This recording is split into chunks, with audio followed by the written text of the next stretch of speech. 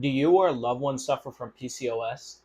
In this video today, I'm going to give you the exact protocol and steps that you can take if you struggle with PCOS so you can get back your fertility, even lose weight, and gain back your life. PCOS is the number one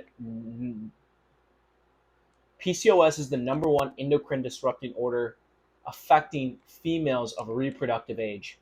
My name is Diego Reyes, functional health coach, functional nutritionist, owner of Clean Vitality Functional Health Coaching. We are a functional health coaching organization that helps men and women get back their life, get to the root cause, and finally lose the weight and keep it off long term. PCOS is very common. Many women, females, struggle with PCOS on the day-to-day basis. And majority of the medical system just gives birth control or tells you to lose weight when you struggle with PCOS. And in some cases, yes, that could definitely help. But in most cases, that's just a band-aid and doesn't actually get to the root cause. As you will see today, that there are actually different types of PCOS a female or you could be struggling with. There's post-birth control, there's inflammatory, there's adrenal, and then there's even androgens and inflammation. Okay, so with that being said, though, today let's talk about PCOS and kind of give you an overview of everything you need to know if you are struggling with this condition. Now, understand that taking a root cause approach might be unorthodox for many individuals, but if you truly understand what I'm about to say in this video today, you can get better and you can heal and you can finally lose the weight and keep it off long term. To begin with, though, what is PCOS? Well, it's Polycystic Ovarian Syndrome, and it's a common disorder, obviously given to women that have abnormal menstrual cycles. But we should note that just because you have an abnormal menstrual cycle doesn't actually mean that you have PCOS. Okay, you can have just pretty much amenorrhea, hypothalamic amenorrhea, which is essentially where you don't have a cycle for some time. Now, just because you are dealing with that issue particularly doesn't actually mean that you have PCOS, but many healthcare providers sometimes give you that label or diagnosis if you are struggling with that. But if you do struggle with that, a lot of the times it's from overstress, under eating, too much processed inflammatory foods like vegetable seed oils, added sugars, and these type of things can throw off ovulation, therefore giving you, the symptom of an irregular missed cycle. So to begin with, though, we want to think as PCOS is an umbrella diagnosis because the criteria is very broad and it's based on the Rotterdam criteria, which involves two of the following symptoms: abnormal menstrual cycle, longer, so it's a long cycle, or it could be fewer cycles in a year, so you have less than 9 perhaps. Another is hyperandrogenism, which is pretty much you have excess testosterone. Okay, and then the third is obviously a presence of ovarian or polycystic ovaries confirmed by an ultrasound. Now, like I said, you have to fit two of these criteria for you to be actually given the diagnosis label of polycystic ovarian syndrome, PCOS. And so, the thing is that, like I said from the get-go, if you struggle with this condition and if you give this label, the only suggestion that someone would give you is that you get on hormonal birth control, which in many cases can exacerbate your symptoms. But as I've said before, if you are struggling with post-pill PCOS, then obviously you are not, you just got off the birth control, and now you are rebounding harder. You're dealing with all these, abnormal symptoms like hair loss, fatigue, painful periods perhaps, or missed periods. So with that being said, though, let's get into it.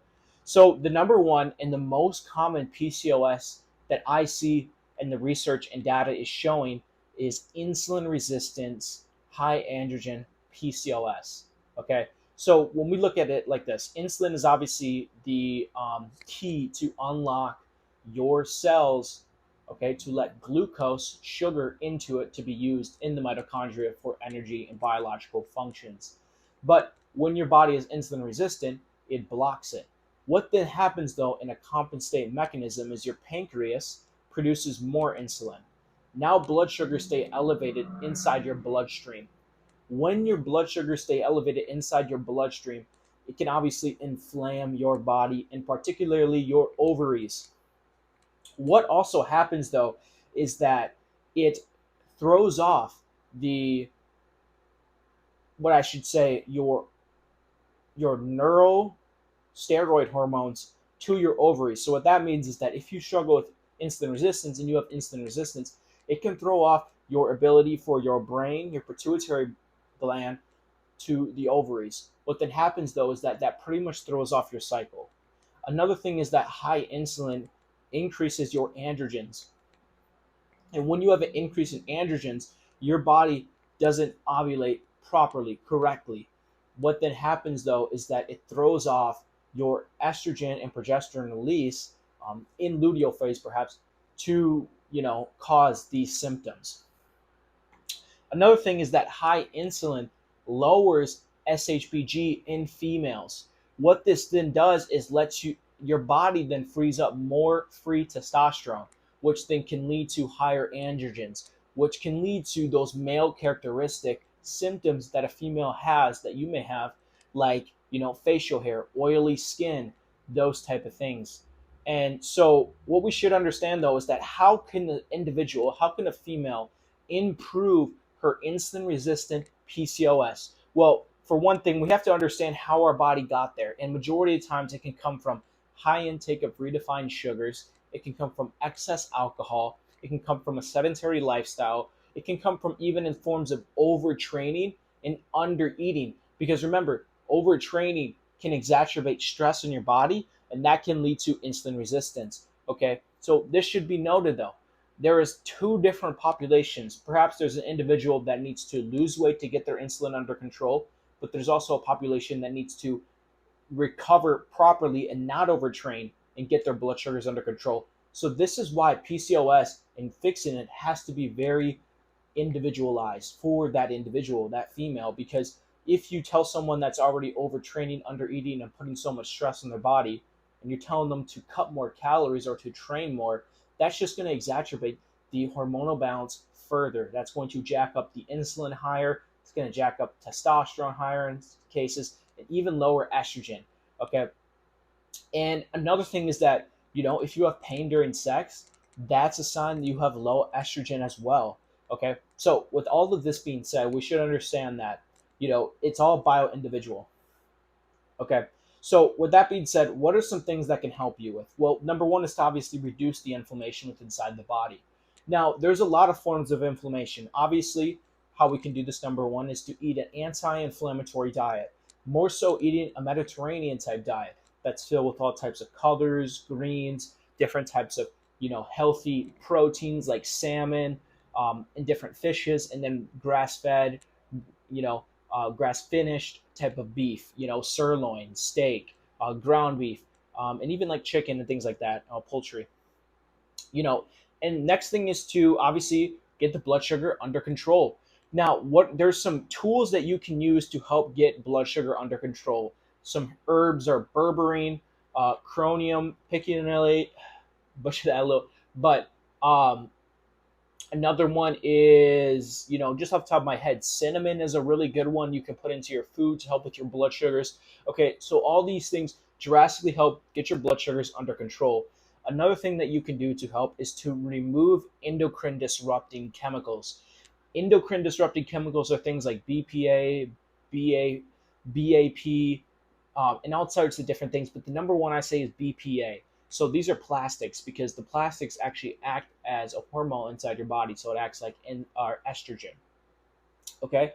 And then there's going to be some things that you can do as a female, some herbs and supplements you can take to help with lowering your androgen symptoms with PCOS. And that is saw palmetto, stinging needle root, zinc, reishi mushroom, inositol, and chasteberry. Now, all these things do is help lower your estrogen, get your adrenals to calm down a bit because a lot of the times they go hand in hand, and also supports progesterone release within inside your body. And that's exactly what the chasteberry can do. So these are just some things that you can do as a female if you're struggling with insulin resistant, high androgen, aka high testosterone, PCOS. Okay. And as we move on to post-pill PCOS, what we can understand is that if you are struggling with post-pill PCOS, your body is obviously rebounding from you being on synthetic oral contraceptives. Perhaps you were taking birth control through oral pill, or you were actually just taking like the Mirena IUD or something like that. Now, no matter what you're taking, your body is going to rebound because you were artificially putting hormone in your body. And then when you take it out, you can only imagine what then happens. With the post-pill PCOS, there is 3 steps that I like to take and that many individuals, practitioners like to take. And that's a 3-step approach called replenish, remove, and reinoculate. So what that essentially means is that we want to, step 1 with post-pill PCOS, we want to replenish the nutrients that were lost with the hormonal birth control. Now, there's fascinating studies out there that show that majority of medications deplete nutrients, which is very sad because we want those nutrients, and a lot of issues that we see today are from nutrient deficiencies. Nonetheless, though, many individuals lose tons of nutrients when taking oral contraceptives or just birth control in general, like it's IUD. And so we want to replenish those nutrients, and obviously a very diverse diet that's filled with all types of greens, vegetables, different types of fruits and flavonoids, polyphenols, and then obviously, the grass-fed grain or grass-finished beef, poultry, and even types of legumes and different types of carbohydrate sources like sweet potatoes, white rice, oats, and those type of things. And we can also prioritize, proper supplementation when replenishing micronutrient status in post-pill PCOS.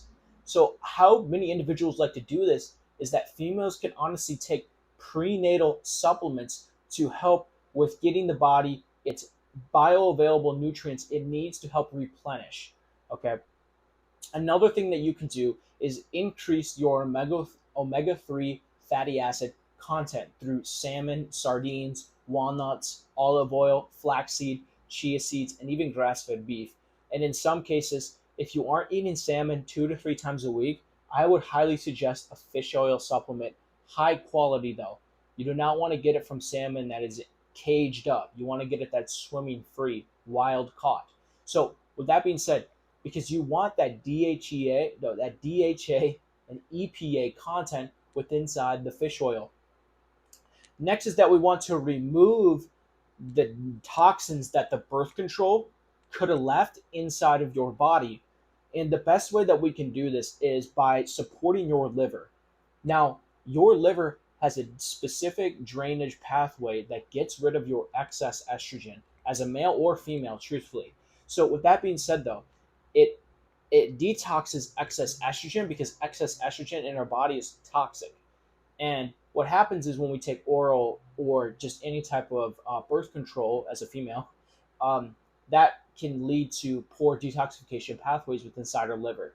And there's residue that can leave and all types of that. So we want to help with pretty much removing this. And how we can do this is helping our liver, okay? Giving it the nutrients it needs for the phases of the detoxification within inside the liver, and then giving it the nutrients it needs. So with that being said, you can take things like NAC, N-acetylcysteine. You can take things like milk thistle.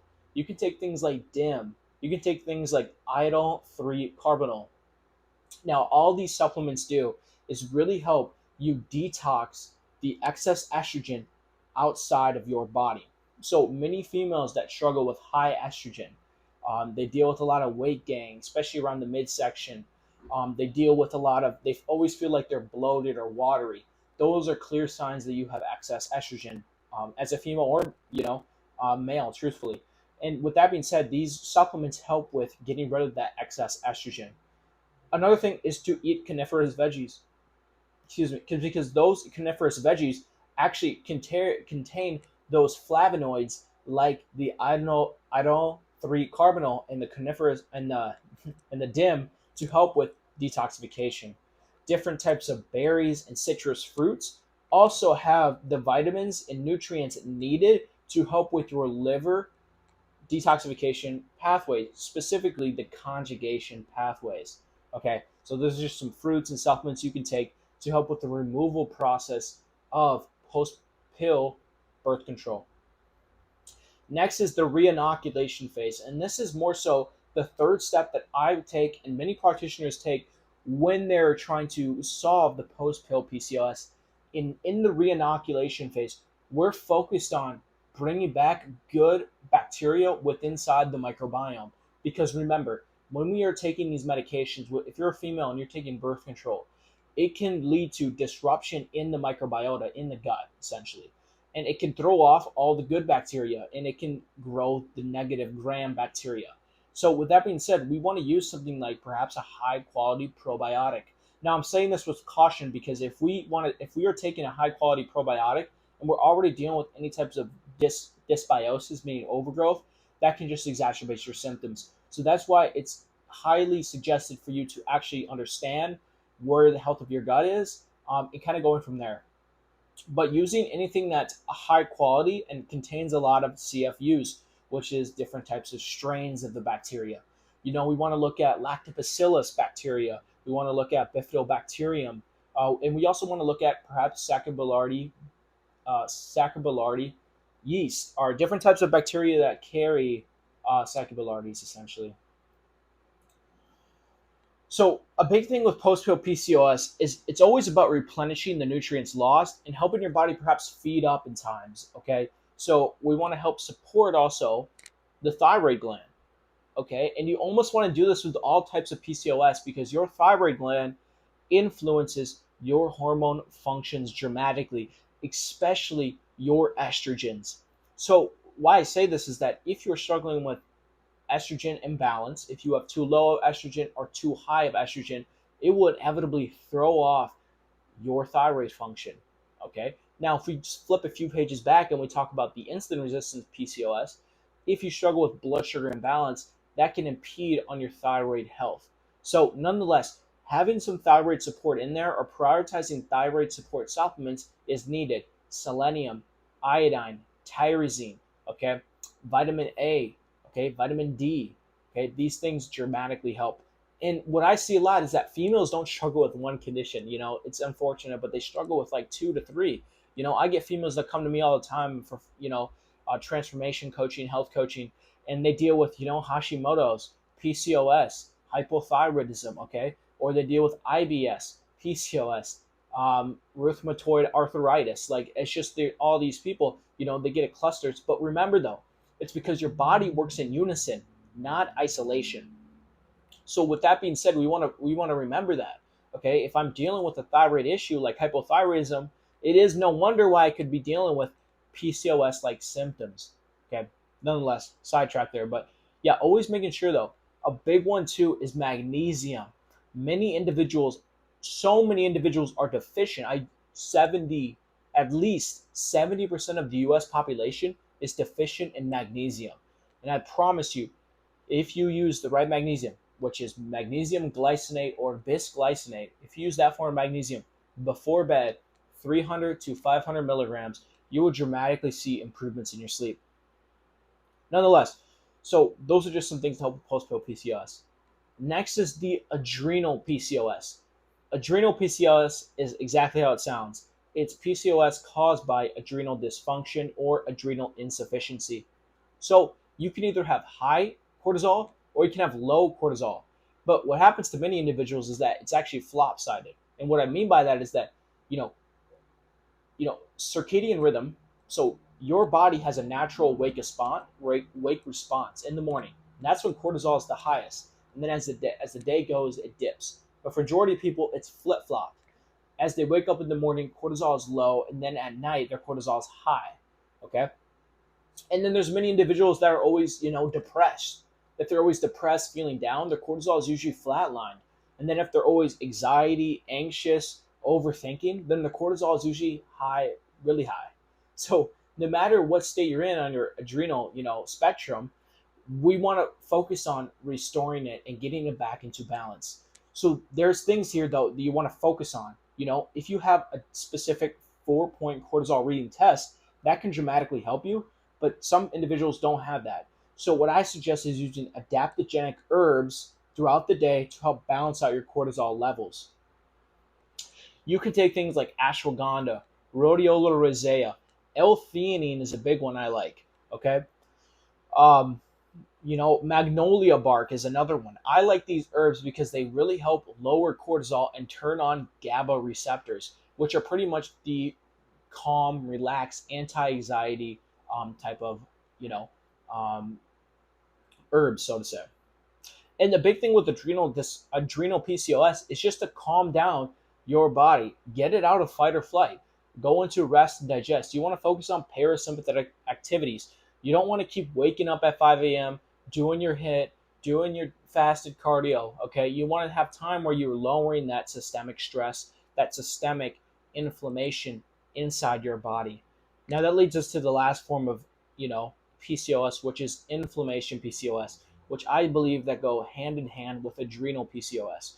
So with inflammation PCOS, a big thing that I see is that it is the gut microbiome that contributes to that systemic whole body inflammation. And we can say this from either leaky gut or gut dysbiosis, okay, or food intolerances or sensitivities. So what I mean by this is that if we struggle with overgrowth of bacteria within inside our gut, that will cause inflammation. But majority of people, they struggle with leaky gut, meaning the intestinal walls that help protect the outside of their gut and then the inside of their gut become permeable. They begin to split.